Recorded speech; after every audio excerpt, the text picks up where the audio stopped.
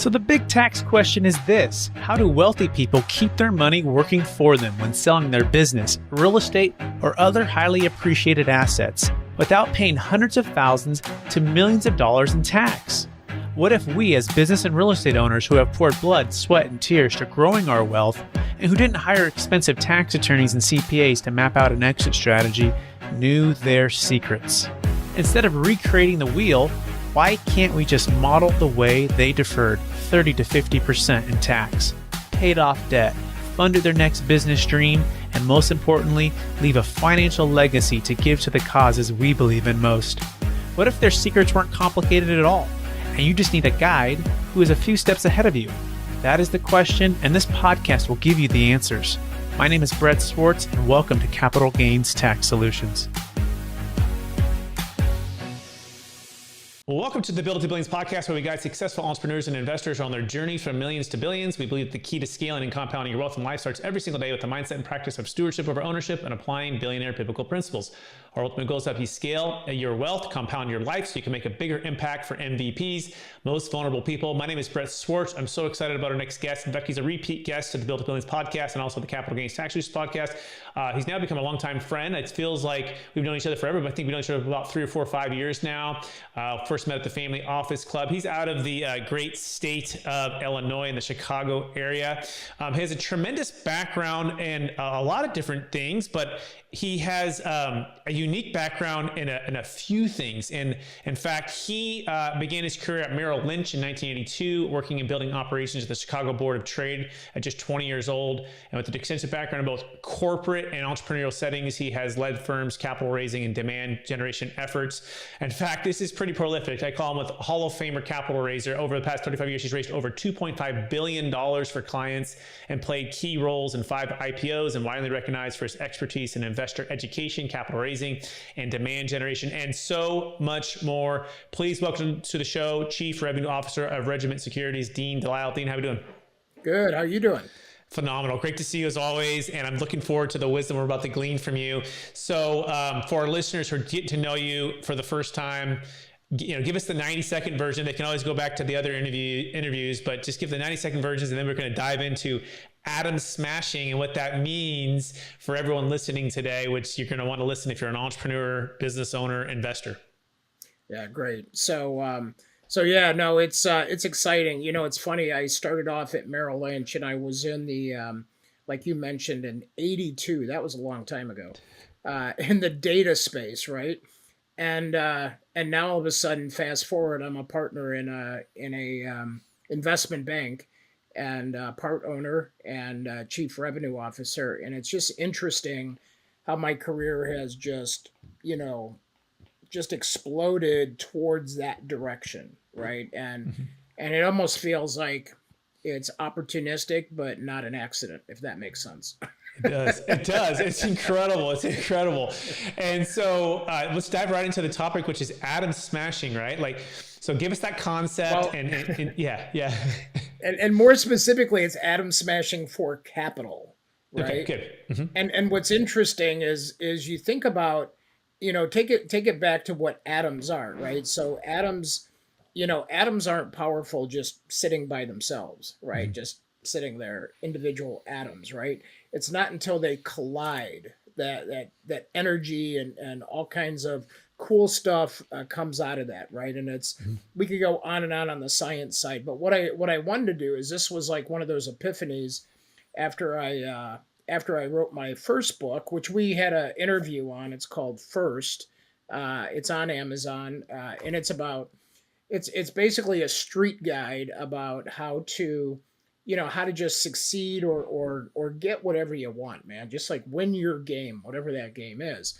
And now that I've raised so much capital using it, and people use it for job creation, sales, everything else, but now that we've raised so much capital using the methodology, I'm like, I need a dedicated book just toward this. And I was sitting there with some of my buddies, and the founder at Regiment is a powerful network force here in Chicago.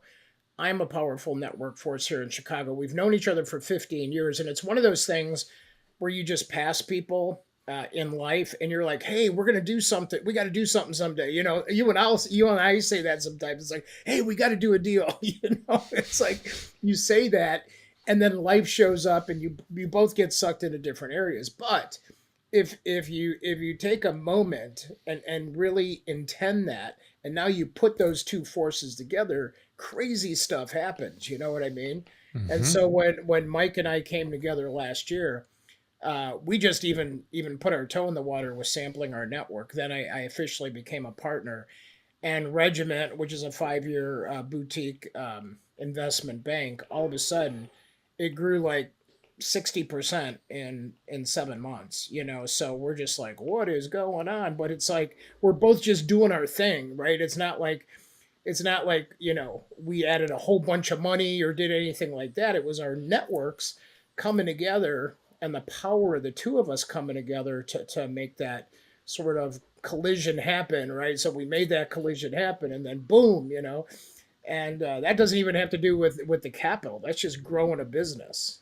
Right. Okay. So I got it. I think the first secret here is how can you be intentional about those that are, either aren't in your life, that you're just, you're well connected. You guys are both busy. Obviously your networks and your expertise and your backgrounds are like, okay, if we actually get really intentional about this and to see if we can't bring these two forces together, what it could just compound, exponentially. Is that the first part of the secret for atom smashing for capital or atom smashing? Yeah, absolutely. It's about, and so what's interesting is I think you mentioned about entrepreneurs, business owners, founders, things like that. And sometimes they're working so doggone hard on the business, and I've been guilty of this too, that they don't see the opportunity of putting more productive atoms together in that business. And if it's for raising capital, you need to add those people, right? Those critical people. And they need to have a significant reach and network. If it's for revenue, you need to add that atom and smash that atom into the business, right? So it's interesting when people just look at maybe somebody's resume, but they don't look at the power of their network and make sure that person knows how to leverage that network. That's the other. So let's walk through that for a second. So you mentioned Mike, and you mentioned, you guys both have this amazing network and expertise. What else about the strengths and the different things that complement did you say, okay, here's really what also, helped to make this thing a huge success? Well, he's focused a lot on the banking side, but then a lot of duties were falling on him to generate revenue and to, just no different than any other founder, CEO, compliance. There's just all these jobs that fall on, especially an investment bank, on the person that's in charge of all that.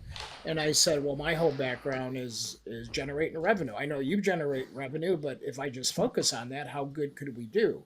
So then it's about taking those talents and driving those energies and that force that I have, and then activating my network and start atom smashing towards being an investment banker, a broker dealer. It's like I never focused on that before. I focused on going to an issuer, doing a campaign and raising capital for that issuer and increasing revenue. It wasn't one of these things where I was like, wow, I'm going to do this as an investment banker. So it was a whole new thing, right?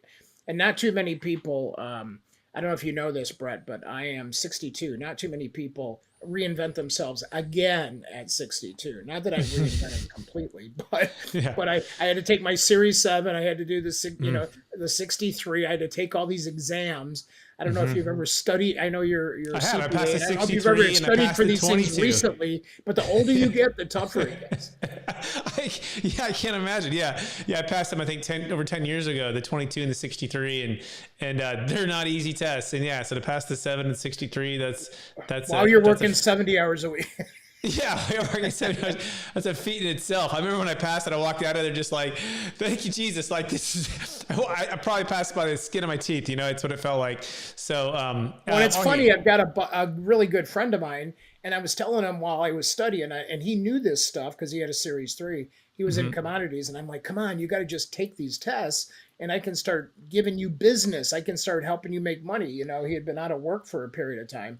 But he was one of these corporate guys that held out for the corporate gig. He just got his corporate gig, and his company literally is giving him 4 weeks off to take all these tests. I couldn't even imagine getting paid while I'm studying to take this test. Hey, it's a win-win. So let's, by the way, Dean DeLisle, everybody, if you want to connect with him right now, you go to regentsecurities.com, Regiment Securities. I'm sorry, regimentsecurities.com, regimentsecurities.com. Okay, so what's the next secret to this atom smashing or thought that you want to make sure we're gathering here that is important? Yeah, so I think it's about, when you think about, especially for, founders or fund managers, people like that, it's, a lot of people think they need to just, pound the phones. You know that term, right? Everybody's like, you just got to pound the phones until somebody agrees to give you money, And I'm like, no. This isn't, just about who you know and who you connect to. It's about who trusts you, and who's willing to move when you do. It's like, who's going to move with you, and it's about this momentum piece where it's not like, just put your money in and I'll let you know how things happen. It's getting people, how they use the analogy, row the boat together, right? So it's one of those things where I think, most people tend to just think it's transactional, but it's completely relational because, you and I both know this. People that are high net worth individuals, family offices, they run together. They run with other people that are high net worth individuals. In fact, so many family offices identify themselves as multi-family offices. There's a reason for that. They're atom smashing. They're putting their forces together, for multifamily housing or technology or crypto or whatever it is they're doing. They're putting those forces together toward that direction. So one of the things we had people do, and I did this in my first book, and we're going to go through the drill a little more detail in Atom Smashing for Capital, but I always thought about a championship team. Like, what does a championship team look like? When you study, you study all the top hedge funds. You study, all the top firms, whether they're private equity or whatever. And they raise a ton of capital and they place a ton of capital and they have a lot of success. It's all about that team that they have around them, right? And so what I had people do individually, in fact, I've got the reps. We have 35 reps. I have them doing this right now, and they're booking meetings and seeing success almost instantly from it. Is I have them re-inventory their team, and I'm like, well, how much money do you want to make this year? You want to make 500,000? You want to make 750? You want to make $1 million? Build a team that's going to take you there, right? And most people are stay in the comfort zone and keep the people with them they've always had that have never helped them get there. And they're actually in the way. It's not that you can't still, hang out with them, have a cup of coffee or a beer with them, but it's about intentionally playing with players that are playing at a top, sort of a top level, if you will, to help drive whatever it is you're trying to do. And especially if it's raising capital, it's significant. That's a whole different network, right? That's a specialized network of people that speak differently, that do things differently. It's a whole different language. Sometimes you have to learn that language of how to speak in there. Because when I was, raising all the capital, I was doing it through a lot of it through marketing efforts and not getting fees for raising that capital. I was just getting service fees, but not success fees. And when you jump into the game of success fees, that's a whole new thing. I mean, think about that 2.5 billion. If I had just gotten 3% success fees on that money, we'd probably be having a whole different podcast from my private island right now. When you say that, Dean, are you referring to like ownership, or when you define real fast service versus success fee so people know? Oh yeah, so it was investor acquisition marketing. So it was marketing fees to drive investors to that issuer. So it was about storytelling. That's what we do. That's what I've always done. It's about helping to define the founder's story, the story of the business. Go out there and do some general solicitation for educational webcasts. I think I've clocked over 20,000 webcasts in my life, which is crazy to think about. I was doing it, Brett, back during dial-up. I was one of those guys, right? So I was that painful guy that when people had modems, does everybody remember what a modem is? Probably the young people don't. Yeah. But that crazy noise in the background when you're just trying to connect, Right. And now we're on gig speed right now, Right. So, Right. but it's like, so then what you do is you attract a general audience with a hook, just like marketing, and bring those people in to listen and hopefully invest in your company. And we always had a methodology where it didn't just generate, capital, but it generated revenue. And that's one of the big things. I actually did that for public companies too, where I was going into investor relations and using it to drive up the stock price. I did it at GE. I did it at McDonald's. I've done it at a whole bunch of programs. Okay, so that's service fees, right? So it's marketing, storytelling, webinars, education to drive awareness, which then they may make an investment or may make a purchase of something. So that's that one. Versus success fees is, well, you achieve the capital for somebody. You make them $10 million, and you make 5, 6, 7, 10% off of that. right? Yep, got it. Yeah, Whole different game. Whole different game. Okay, excellent. So yeah, you get licensed. The atom smashing. The idea here is more than just the who. It's who can trust you and how can you get the right people on the team, and it maybe replacing or adding to the team or getting a whole new set of a championship team. So it's understanding that piece of it. What's the next kind of secret here when it comes to atom smashing for capital? It's playing your team, man. So we have a team structured with starters, bench players. We also have structured with practice squad, and then we have a farm team, right? So it's no different than think about baseball, basketball, football, right? That's how they're all structured. That's how I studied this. And the thing is, when you're playing your team, it's no different than when you and I had a call, I think it was 4 days ago or something like that. And we had a call 4 days ago, and it was me just checking in, like, how can I help you? What do you need? And then you asked me, how can I help you, Dean? Who do you need to meet? And it's about building that relationship, but creating movement, right? It's not just about having the conversation, but the most important thing is follow through. So, like as soon as you told me what you were doing and you sent me your one pager, I sent it out to my entire team, all 35 reps. So now all of a sudden that magnified that one thing you need and wanted more business in. I let 35 networks, not just people, but activated networks know what Brett Swarts is doing.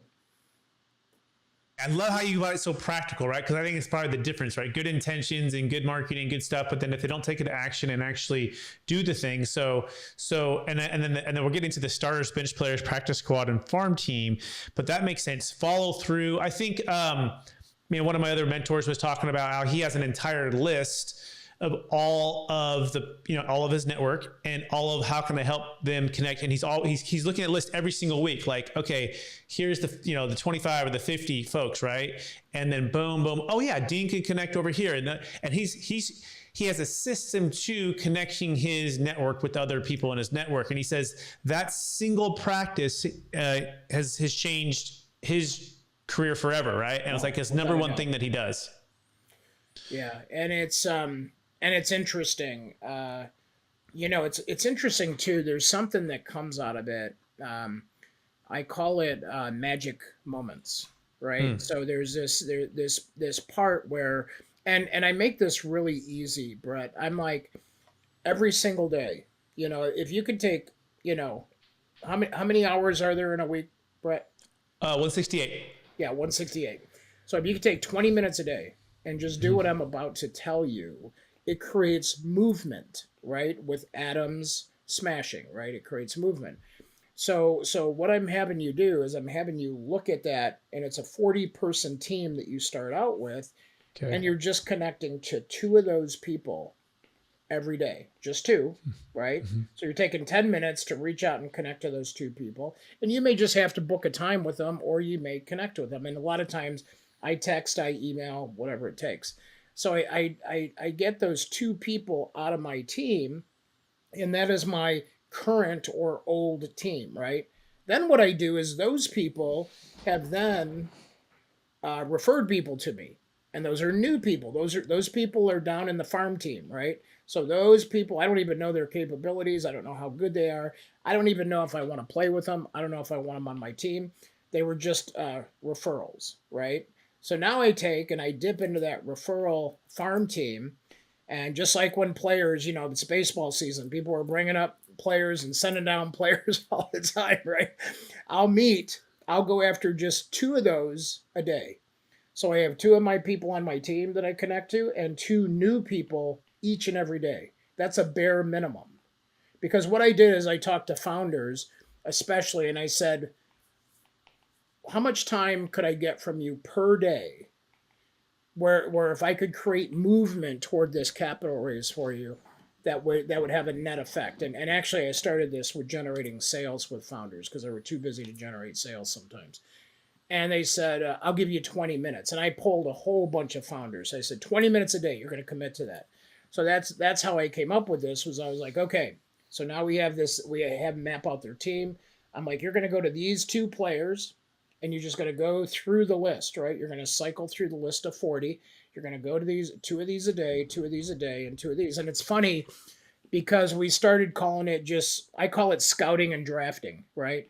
But they would always call it too old, too new, so they could remember it, right? I'm taking two from the old list and two from the new list, and I'm atom smashing, right? I'm connecting to those people.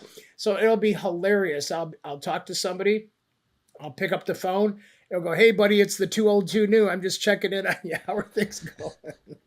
Okay, let me get, I got this. Because when you're saying team members, at first I was thinking like your entire, like your internal team. What you're referring to is your network is the entire, let's just call it the Chicago Bulls, right? Yep. And you've got the starters, you've got, Michael, you've got Scotty, right? And, and then you got some of your bench players coming off the bench, and then you got the practice squad. No one knows their name, and you got the farm team who might even try to make it. And what you're saying is you're taking a couple of the starters every day, connecting them with maybe a couple of the farm team, a couple of the practice, a couple of the bench. Like, is it all through there? Is that a good feel for that? Or yeah, and you're just playing two a day. That's all you're doing. You're not playing the whole team all at once. I mean, the whole team is activated and playing all at once, but you're only playing two players a day. Now you can obviously you can accelerate that, right? You can play 4 players in a day.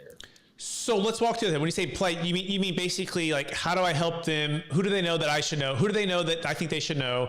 How can I help? Basically, how do I help them? How do I help them get what they want? Reciprocity, man. How can you help them too? Exactly, kind of what we did last week, like you're just saying, right? And so you pick two and two old, two new, right? Two current ones that have already done business with. You've already have a trusted relationship. You're already like, boom, these guys are the starters. We're doing stuff. We've already done it. We've made money together, right? Boom. Then you have those that are like, I don't know if these new guys are going to do it or not, but we got to give them a chance to get in the farm. We got to get, and then you have those somewhere in the middle, right? Okay, got it. Okay, keep going. Yeah, and it's funny because like even whether I go to Family Office Club or I go to a networking event anywhere, I'm like, I really am just looking for my next starter, right? I need the one, right? In that room, in that entire room. So what I'll do is I'll go to the organizer or whatever that event is, of whoever that event is, and say, hey, or I'll get the list ahead of time and say, I need to meet this person. And I'll pick 5 just in case that one person isn't there and I got a backup, right? So I'll pick 5 people, but I just care about walking away with one new relationship, right? And if I can walk away with 5, that's a bonus. But what's interesting is when you go in with that intention, you're not just, and it's funny, I'll talk to somebody and I can feel if they're not the right person for who I'm drafting at that moment. And I'll just go, I'm sorry, I have to actually go catch somebody else right now. Yeah. And I'll just excuse myself, right? It's just politely excuse myself. I'm not going to tie up 30 minutes, 40 minutes of a conversation if I don't believe it's going to go anywhere. Okay, this is really good. Again, we're speaking with Mr. Dean DeLisle, regimentsecurities.com, regimentsecurities.com, Adam Smashing for Capital. Okay, so you've established your bench players, your farm players, your starters, right? Your practice squad. Is there any other delineation between like the practice squad versus the bench player? I think we got the farm and the starters pretty clear, but anything else to delineate that you want to point out on those two? Well, the practice squad hasn't earned their right to start or to to be on the bench, right? Okay. Yeah. Right. Just think about that. We laugh Yeah. about that because now NFL, football season's coming up, and everybody's like, "Oh my gosh, who are the starters? Who's going to make the team? Oh my gosh, the Yeah. practice squad is going to start getting cut soon. Right. They're going down to farm team, or maybe they're going on to one of these other leagues, or what are they going to Yeah. do? Going back to bagging groceries or whatever. Kurt Warner, right? His whole story. If you watch that, by the way, his documentary, like mockumentary, I guess it's like a movie, it's phenomenal. I forget what it's called. I love that. He was literally bagging the groceries, right? And then whatever, a year later, he's winning the Super Bowl. It's absolutely an incredible story. But keep going. Okay, so that's the practice squad, and then what about the bench player? What delineates the bench players? Well, the bench play, your starters are like rocking all the time without you even needing to talk to them. They're showing up. They're just playing at that top tier level, right? And you're probably doing your most regular deals with those people.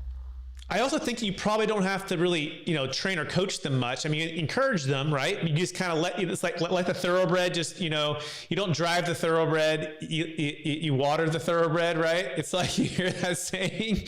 And then the bench players are probably the ones that you got to really kind of coach up. You got to support more because you got to help them become starters. Is that maybe another good point to delineate there? Yeah, absolutely. And you know what I talk about this in my first book as well, is I consciously put down, like, from a scale of 1 to 5, a relationship score. Okay. Like, where am I at with this relationship, right? And I test it. I just see if it's responding, if it's working out well. Because it's like, right now, like for you and I think on a scale of 1 to 5, I think we could be a 5, but I think we're about a 3. Right. So, I think if we did a little more, have a little more conversation, sat down in person a little more, so next time I'm down in Florida, we peel off and you and I sit down and dig through things of how to strategically and tactily help one another, then I think that's a whole different relationship. Absolutely. And I remember the first time I met you too, actually, I was speaking at Family House Club and you were speaking before me or after me, whatever. And I sat down, it was the speaker's table. And I was like, oh, this is cool. And like, who's Dean? I never met you before, never seen you before. And I'm like really excited to be on that stage because Richard honored me with the opportunity. And so I get up and I talk and again, I don't know if you spoke before me or after, but then you got up and talked and I was like, oh man, like this is a whole nother level. You're, in the 2 point, the billions, right? And I was like, I'm 150 million, but it's like, I want to get to the billion. Like, who's Dean? Like Dean, I want to meet Dean. Right. And now we've had a chance to deliver some relationship. And you're right. It has been a little bit slower going. Right. And we've been some close on some things. And so I like that. So yeah, just being real with it and saying, hey, what's the relationship score? How can we be a little more strategic? And I think it's being a good steward of your time and your talents, Dean, right? Because at the end of the day, if you say yes to everything, then you're saying no to the most important things, right? Correct. And so you got to say no to most of everything to say yes to the most important things. Like it's just the reality. There's 160 hours a week. The average American male lives to 70 years, the average female 73 years, and we only have so much time, and this earth to do the things that the good Lord's called us to go do and do the work He's called us to do. So I think and indeed, you have a heart that cares for people, and you have a heart that cares, but at the same time, like you set those boundaries to be very clear about, hey, am I being a good steward? So I think that's wise. What is the next secret area? Anything else that we haven't asked about, Adam Smashing for Capital that you want to touch on? I think the biggest thing is just to be disciplined to play every day. That most people, they get really good and they get pumped up, and especially when we would do the big workshops on this, and they would get all pumped up, and then literally after a couple weeks later, I'd check in on them. We'd have accountability calls, and they're like, "Oh yeah, no, this came up and that came up." Right. And, how do you best stay ultra disciplined in these kind of things? Like is there a practice that helps you to keep it systematized and I disciplined? book it in my calendar, man. And when I wake up and after meditation in the morning in the gym, I got too old, too new right in there in my calendar. Okay, so walk through it. Even this morning, or even on last week or Friday, was there one that kind of pops out for you that you're like, okay, this is the person, and this is what I did. You can say the name if you want or not, but just like what came to mind on the last couple that you've done lately? Yeah, I think it was I'm on some very specific capital raises right now, and so I knew specifically that based on that person's industry background and their access to capital, for the type of capital that I needed, was good. So I met Ken. We're just going to use Ken as the name. So I meet Ken, and we just hit it off. And then next thing I know, like we talked 3 times in 1 week, and that's not easy to do for busy people in the capital space, right? But it jumped out of the gate so fast, felt so good that now all of a sudden, man, he's going from practice to bench and may even bump one of my starters. Got it. And then so and walk through that practically, like, so you can just talk about what you're raising for. This would be good. Like, so this one is in particular is a new raise. We just closed out a raise for S2A modular, and now and we just closed out one raise, and now we have $150 million raise on the street. And this particular person owns a company that does automation and robotics for modular. And he has access to a ton of developments and a ton of capital. He's had 3 successful exits himself. And so it just made sense for us to continue to talk, because I can help him. You know, I have connections throughout the entire modular. I speak at modular conferences, etc. So I have connections to all these modular companies. I could help him. He could help me fast track and reduce my cost and increase profitability for the investors coming into S2A modular. Okay, got it. So the modular, you had that network. He didn't necessarily have that as much or at all. And then automation robotics, he had that network and you didn't have as much or at all. And so basically you're like, okay, how do we just basically help one another? Pretty simple. It's really easy. Real easy. And you said access to capital and then access to the development or relationship. So those are the key things there. Yeah, it's really pretty simple when you think that through. Okay, this is cool. What else? I mean, anything else that I missed that you mentioned? I want to go back to you. Cool. So I told you I might do this. So so can you think of a moment where you did your own atom smashing, and based on one single relationship that you created, where all of a sudden you just had this whole new track of business you didn't think about or count on, or capital? Yeah. So in the relationship, it comes to a gentleman named Jake, and he's a financial advisor, and he's actually really good at real estate as well. And that one particular relationship has led to, excess multiple clients, multiple millions of dollars of, under our trusteeship. The biggest thing for me that I brought to him was this expertise of capital gains tax solutions, right? To help his clients who were exiting these large assets that had massive capital gains tax. And for him, it gives him the ability to exponentially manage more capital, right? That otherwise would have just been paid in tax, or even worse, had been zero, because the people don't sell. A lot of people do not sell if they can't solve the capital gains tax. And so it's let's call it almost like a 100x type of opportunity, because otherwise that whole deal just kind of goes away. And who knows if he loses it to someone else who solves the problem. And so that is definitely an atom smash where we both came together, and it helped him, helped me. And it also helped, obviously the client's really happy too, because a lot of these people want to be out of the toilets, trash, termites, want to be selling the business, right? Want to exit the Bitcoin that's highly appreciated and diversify. But without the capital gains tax plan, everything kind of stops. stops, right? And without him having the relationship and the trust with that particular client he's been helping and servicing for years, he, sometimes the tax and the capital gains tax and the IRS can be a little bit scary when you're exiting and you have lots of taxes. And so he's got to bring that trust that he has with the client, and we've got to bring our expertise to help to deliver this. Yeah, we smashed together, and one of them in particular, I'll give you the actual deal, is I think it's about an $8 million apartment sale in Utah. And so the client lived in Montana, and they have massive capital gains tax, and we helped them exit, defer all of that. And what's so cool is he paid off his debt, diversified his wealth, and was able to place the capital in multiple, syndications, different debt places. And it's been a huge win for everybody. And I just had a chance to meet with this cool couple. And that's my favorite part, in Montana, when we were on our family kind of a vacation trip this about a month ago. And we sat down at this, diner and met them for the first time in person, and seeing their lives changed, and all of the, I think that's the other part of it, is just like the impact that this can bring to people. Because, here at Capital Gains Tax Solutions, we exist to unlock capital or capital gains to multiply freedom and impact. And this massive 100 trillion that's transferring in the next 15 years, I think, is the ultimate opportunity for the atom smash, right? Because otherwise, either it's going to go to the government, or people aren't going to sell, or if they sell and don't have a solution, then this impact can't happen for them right now. And so this is, I think we're in this golden age here, Dean, with what's going on.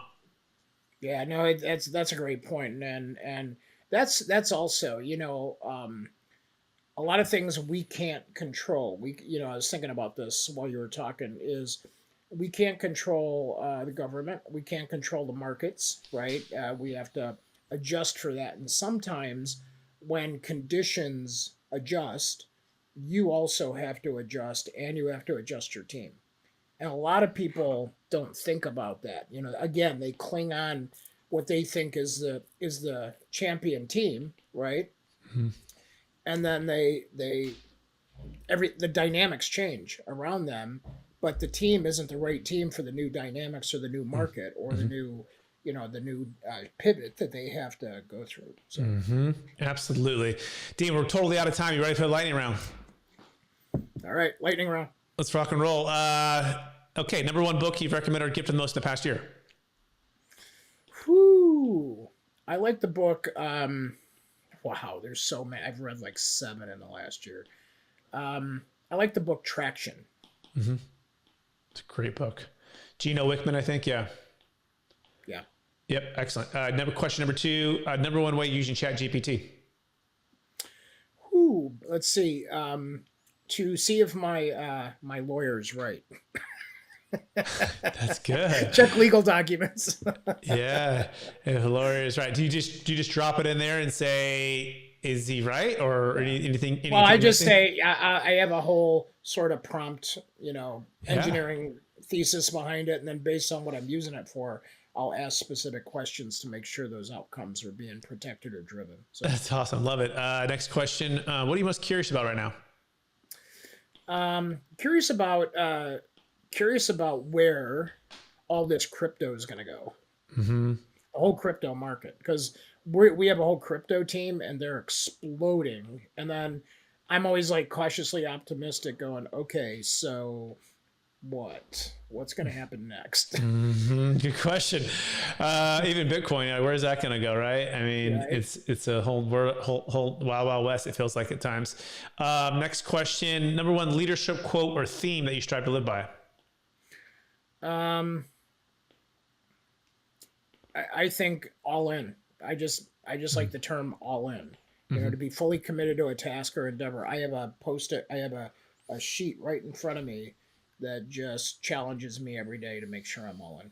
Excellent. And the very last question, after all your success, helping all the people you help and raising all the capital you've raised and all of the things, Dean, how do you best keep a mindset of stewardship over ownership in your daily life? Yeah, that's a great question. I'm dealing right now with these on a project with these inner city schools. Mm-hmm. I think you know Daniel, right? So from Foundation Academies, and just being on the journey of helping all these inner city kids is like helping myself. Because if you read my book, I went through some rough parts growing up. So just knowing that I can give all those kids a chance to make it through and have a career like I had. So Dean DeLisle, it's been an absolute pleasure as always, and an honor. We covered some awesome, amazing content here in the last 38 minutes. I want to thank you for using the gifts and talents that you're doing every single day and not settling, right? Going all in for the next chapter and season here. Thank you for teaching us about, teams and bench players and farm team and starters and all of these neat things.